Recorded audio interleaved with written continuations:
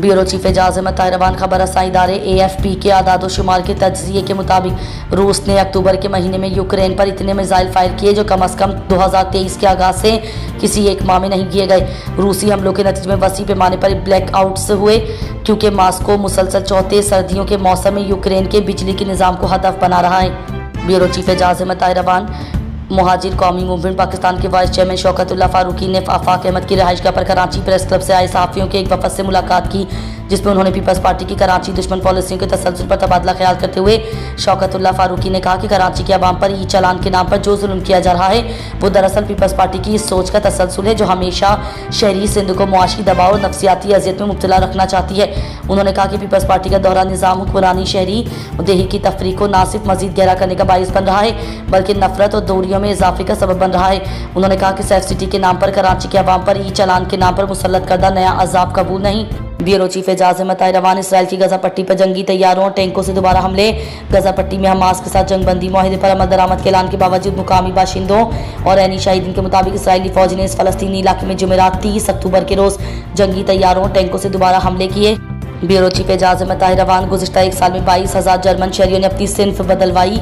Germany में तब्दीली CIMS को आसान बनाने वाले नए कानून की गुज़िश्ता बरस निफास के बाद से अब तक 22,000 से ज़ायद जर्मन शहरी अपनी सिन्फ बाकायदा तौर पर तब्दील करवा चुके हैं। ये बात इस बारे में जारी करदा सरकारी आदाद शुमार में सामने आई है। ब्यूरो चीफ एजाज़ ताहिरवान ईमान जोन का 14,000 मुलाजमीन को फारिग करने का ऐलान। ईमान जोन ने कोविड वबा के दौरान जब उसकी डिलीवरी की मांग उरूज पर थी तब बड़ी तादाद में मुलाजमीन रखे थे। माहिरीन ने उसी वक्त कहा था कि बाद में मुलाजमतों में कटौती होगी। ब्यूरो चीफ एजाज़ ताहिरवान फ्रांस के तारीखी म्यूजियम से जेवरात की डकैती का मुश्तबा मुलजिम रहा।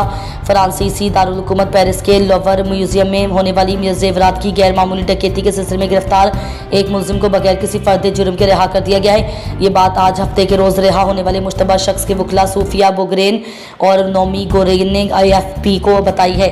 ब्यूरो चीफ एजाज़ ताहिरवान अल-फाशिर के हालात तबाहकुन हैं और इज्तिमाई भासियाँ मुसलसल जारी हैं। दारुल फौल हुकूमत ने अल-अरबिया अल-हदीस से गुफ्तगू में कहा कि अल-फाशिर शहर के हालात बदतरीन और तबाहकुन हैं। यहाँ इज्तिमाई कत्ल व गारत जारी है और दसियों हज़ार शहरियों की हालत मुकाम अब तक नामालूम है। अल-अरबिया और अल-हदीस के नुमाइंदे के मुताबिक शुमाली करदफान में 12 शहर से अल-अबीज़ शहर की जानिब नकल मकानी का सिलसिला जारी है।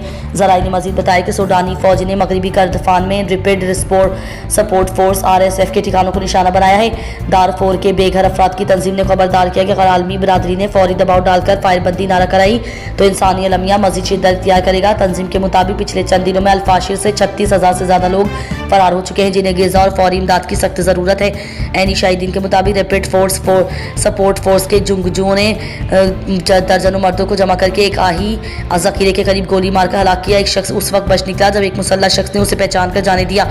दीगर गवाहों ने बताया कि मलेशिया ने इलाके की बस्तियों से मर्दों को औरतों से अलग करके नामालूम मकामात पर मुंतकिल किया जिससे नस्ली बुनियाद पर इज्तिमाई कत्ल का खदशा पैदा हो गया है।